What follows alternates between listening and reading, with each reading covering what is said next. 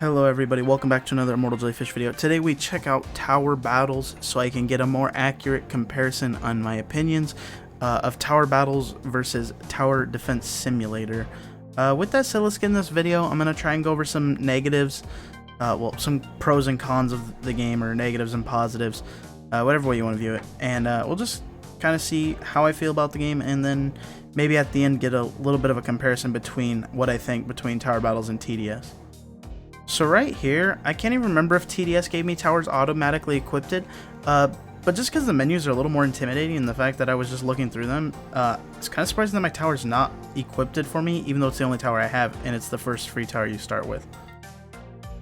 Something else that kind of just was weird as a new player to this game, we went from a starting screen to another starting screen, which is weird. Plus, joining lobbies was a little bit weird, but we'll get into that later in the video as well. It just feels weird. It doesn't feel right. Here's just a clip of me being dumb and putting my scouts at the back of the map and not checking to see where the zombies were actually going to come out as an entrance, because the game does tell you that. But, you know me. I wanted to be special. Also, in the gear setting, I was looking for like how to turn damage on, and why does wanting to change my size cost Robux?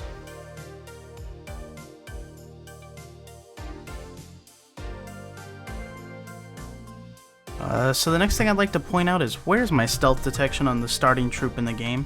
Am I not supposed to be getting past wave 10? Yes, after this game I did find out you get 100 credits and you can buy sniper that has an easy stealth detection to achieve. But why does scout, the base troop you start with, not have any stealth detection? Are you supposed to, as a low level, just fail wave 10s unless you go and buy sniper preemptively before your first game? Doesn't seem right. Of course I had to include this. I was just looking through the menus at the starting thing again, and did this game really take 11 months to update? Yes, ... This made me laugh, to be honest. It was pretty funny. So you know me, and of course I had to get myself into a PvP game. Yeah, here's just kind of a quick run through of how this went. Even though I only had Scout and Sniper as just a brand new player who's played one game previous to this, the other guy was like, don't send zombies at me, and then when I sent zombies at him, he told me I was a jerk, and yeah, and then proceeded to rub in my face that he beat me. I was like, okay, that's interesting. Anyways, this is a very fun feature. I would love to see this in TDS again. I know it was in TDS, but I didn't get to experience it. This was a super fun thing I loved in Bloon Tower Defense Battles. PvP had so much more fun to it because it's got that player versus player intervals. You can't just predict and understand everything your teammate's gonna do. So it makes those unpredictable variables, which makes playback of the game more and more fun, because like it adds a randomness to it. There's always a new enemy. There's always different loadouts your enemy could have. There's always the randomness of, is he going to send more zombies? What's he going to do? So I did like this. I did like the PvP, and I can't wait for them to get this back in TDS. It'd be nice. A few other things to note while the PvP gameplay runs by at 250% speed versus a normal 100% speed. I noticed the damage on towers. This is a neat feature. I like that you can tell how much damage each tower is doing. This allows you to really like get into the numbers of things and study what tower is going to be better and what does more damage and overall and everything.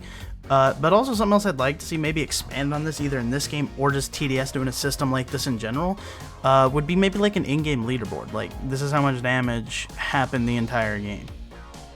So a side note, somebody had told me in tower battles that the military base, or whatever it's called in TB or tower battles, they said it was broken, and so this guy was actually using it, and when you watch in this clip, it'll crash and it hits something and it explodes.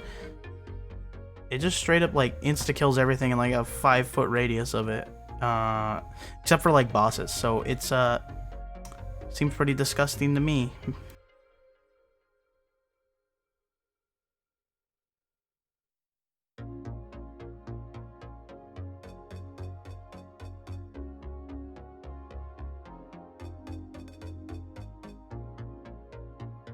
Okay, so here's something I should have showed at the beginning of this video, but I didn't.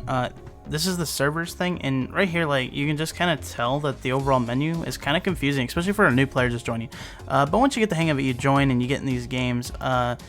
But you'll see a common problem here. I join games, people see my loadouts and stuff, and they just leave. They're like, oh, he's new, he has nothing, leave, I'm out of here. Packing up my stuff, I'm out of here. And basically, the games never start. So you'll basically sit here, like I did, for a good minute or so, just trying to get into games and hoping people will stay and play with you. I fear with TDS adding player cards, noobs are going to have a bigger problem trying to do this. So right here I spawn in under the map, glitched out. This is the second map I spawned into back to back where I got broken and I had to reset my character to actually play. Now this does happen occasionally on Tower Defense Simulator, but for 2 out of 3 games while I was playing this, to have this happen to me, does not feel good. It feels like this is a way too common problem, or maybe I'm just really unlucky. I really couldn't determine at which one that was at this point in time. But either way, it was rather frustrating because I don't know, it's just another thing you have to do. You shouldn't have to do it. It's obviously something that needs fixed if it's happening. And there just was no fix for that, so yeah, it was fun for me. So this is just a sped up of our last game here. I mean, between the 2 troops I have, Sniper seems to be 10 times better than my experience with the Scout in this game. So yeah, I continue to use Snipers this whole game. My teammate kept telling me what to do. I just kept saying get more snipers, and I was like, yeah, I don't have any money, but yeah, I'll get to that as soon as I can. So anyways, another thing to note here, as we came along, obviously the other dude's building farms and not doing anything else for the team right here, but he does get a commando down, and like between the Jeep experience from the PvP round I just did, and then the experience with this guy's commandos and their range and their damage, there is like a severe problem in towers and how much better higher towers are than the weaker towers in this game. There's like zero balancing in it, in my opinion. The fact that my towers are basically useless. As you can see, I'm shooting, they're doing like nothing to that boss. They barely kill the heavies off. Like, your towers feel almost worthless as a starting person. And then if you watch this guy get his commando going here, it just devastated everything. It just destroyed everything. It was so strong. And yeah, I don't understand this 100%. Why certain towers just outperform other towers so well in this game. I feel like even though it's a beginner tower, it should still be decent. But then also, I guess there's no difficulty selection in this game, so I guess the basis of this whole thing is it's all one difficulty, so you need to suffer and lose games consistently until you earn those better towers, then win. I'm not 100% sure about this game, but let's go ahead and talk about a few pros before we end this video off so we don't end it on a negative note.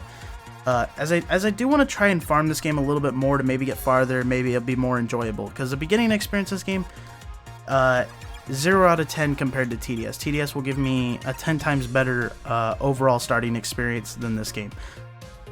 With that said, another good feature, you can click your towers through anybody. Somebody can stand directly on top of it.